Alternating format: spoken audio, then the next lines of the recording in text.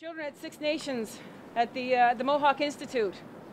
One of the punishments for them was to be have food kept from them for whatever their indiscretion was, possibly speaking their language, maybe talking back.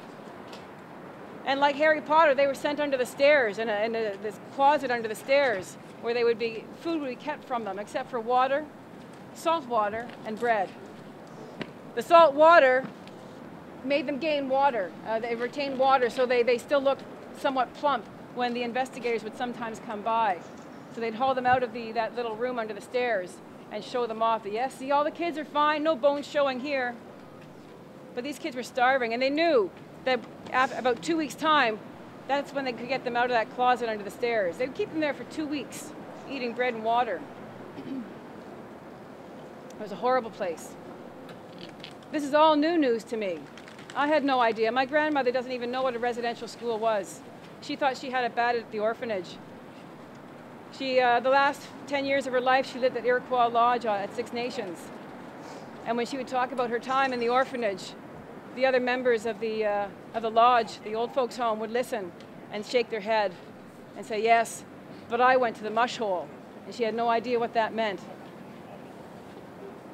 I tried to explain it to her, but she didn't believe me. She didn't believe that every Native child across Canada was taken from their homes. The death rate in 1907 was known to be somewhere between 30% and 60%, depending on what school you were at. Smallpox and tuberculosis took children. So did murder. And murder doesn't have to be by bludgeoning with a 2x4. Murder, the intent to murder these children was there from the very beginning, from the time Europeans came over to this land to take it's always been about the land, to take the natives off the land and take it over. And that the Truth and Reconciliation Commission is a whitewash. Yep. It's protecting the churches, it's protecting Canada, it's protecting the RCMP. The RCMP would come at gunpoint oftentimes and take children from their mothers' and fathers' arms.